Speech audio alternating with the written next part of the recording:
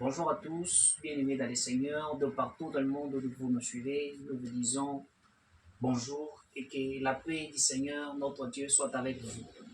Le Seigneur nous a mis à cœur de pouvoir monter cette vidéo en ce jour, afin de pouvoir éclairer les opinions et de ramener le peuple de Dieu vers la foi apostolique. Le Seigneur, notre Dieu, a instauré son Église sur la terre et il est parti, il a été enlevé dans le ciel. Les apôtres sont restés en train de travailler et faire la continuité de cette Église. Ils sont en quelque sorte le modèle que nous devons à tout prix suivre. Lorsque l'Église est restée, l'Église est passée par de vives persécutions visant à pouvoir éteindre cette Église. Mais l'espérance qu'ils avaient dans le Seigneur faisait à ce que, quelle que soit la force utilisée par le diable, quelles que soient les méthodes utilisées par le diable, cette Église restait ferme et inébranlable. Nous avons constaté des tueries, nous avons constaté des arrestations, il y avait des gens qui étaient lapidés, mais malgré tout ce que le diable était en train de multiplier comme moyen de pouvoir faire taire l'Église, l'Église était en train de croître, fortifiée par la puissance du Saint-Esprit, des miracles, des produits se produisaient au milieu des frères parce qu'ils étaient dans l'unité et persévéraient dans cette foi que Jésus-Christ leur avait laissée. Ils avaient cette espérance que Jésus revient bientôt. Voilà pourquoi ils pouvaient même vendre leurs biens, ils pouvaient vendre leurs champs, ils pouvaient vendre leurs possessions et venir habiter dans l'église, venir habiter dans le temple. Pourquoi? Parce qu'ils avaient l'espérance que Jésus devait revenir bientôt, et qu'ils devaient se méfier de ce monde, ils devaient renoncer à eux-mêmes, croire au Seigneur et suivre la voie du Seigneur Jésus-Christ. Le diable a beaucoup combattu l'Église depuis son début, afin de pouvoir les taire, afin de pouvoir la faire disparaître. Mais le Seigneur était avec les siens, il était en train de protéger son peuple jusqu'à ce que l'Église était en train de croître. Le diable ayant constaté que cette Église était difficile d'être anéantie, le diable ayant constaté que les fidèles étaient déterminés à pouvoir servir le Seigneur, il s'est dit: voilà, cette fois-ci, il faut que je puisse m'insinuer dans l'église pour pouvoir bien réussir ces gens parce qu'ils sont déterminés et ils ne pourront jamais lâcher.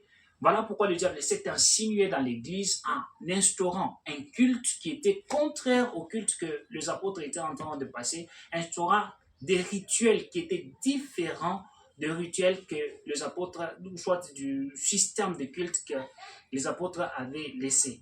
Voilà pourquoi on a constaté une église avec des rituels tels que des photos qui devaient être plaquées sur de murs, avec des statuettes, avec des choses différentes, vraiment des cultes avec des ascensoirs, des choses qui étaient différentes du culte que les apôtres avaient laissé.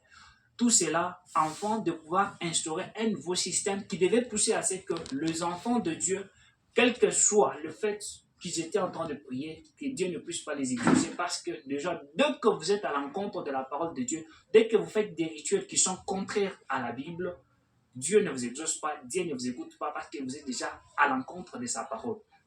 Voilà ce que le diable avait essayé d'instaurer dans l'Église afin de pouvoir faire quitter les enfants de Dieu de la vraie parole de Dieu. Et l'Église a évolué comme ça jusqu'à ce que nous avons eu l'Église protestante qui a vu jour. Et cette Église a été combattue aussi jour après jour, jusqu'à ce que nous soyons arrivés aujourd'hui avec nos églises d'aujourd'hui.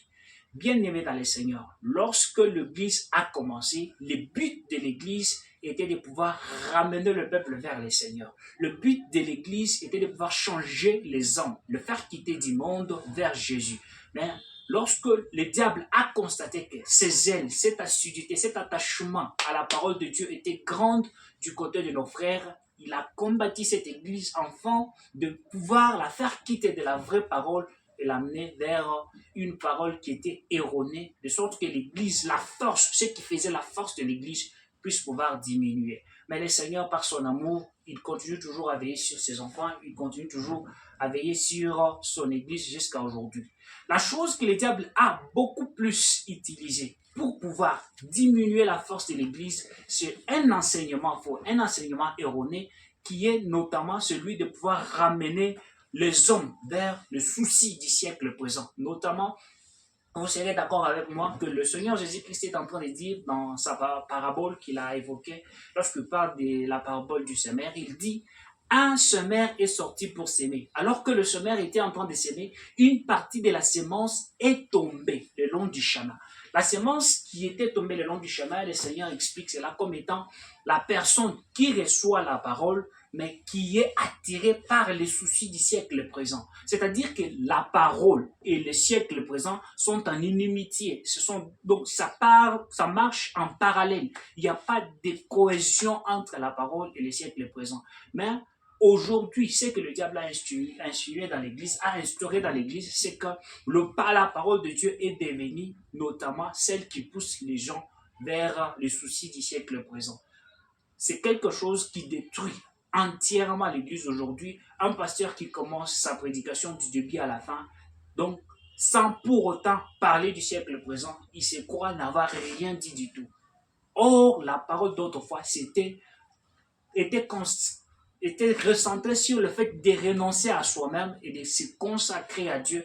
Et voilà pourquoi Jésus-Christ pouvait dire, si quelqu'un veut me suivre, qu'il renonce à soi-même, qu'il se charge de sa croix et qu'il me suive. Voilà la marche de la foi chrétienne, voilà ce qui fait la base de la foi chrétienne. Nous pouvons prêcher en révélation, dans la connaissance, dans la doctrine, dans la prophétie, mais si nous oublions ce qui fait la force de la foi, ce qui fait la force de l'Église, nous sommes carrément à côté. Voilà pourquoi aujourd'hui nous avons plusieurs doctrines, nous avons une séparation absolue sur le plan ecclésiastique. Tout le monde suit sa voie, tout le monde fait ce qui lui plaît. Et les gens ont aujourd'hui pour Dieu leur ventre et ils veulent à tout prix gagner de l'argent dans les choses de Dieu. Pourtant, le but de l'enseignement, le but de la parole de Dieu, le but de cet enseignement que le Seigneur Jésus-Christ nous a laissé n'était pas celui de pouvoir gagner de l'argent, mais de pouvoir ramener le peuple de Dieu vers les seigneurs qui les avaient conçus. Aujourd'hui, nous voyons même d'autres religions qui sont assidus, qui sont attachés à ce qu'ils connaissent. Vous verrez quelqu'un qui vit dans une autre religion, mais prêt à tout pour sa religion, prêt à tout.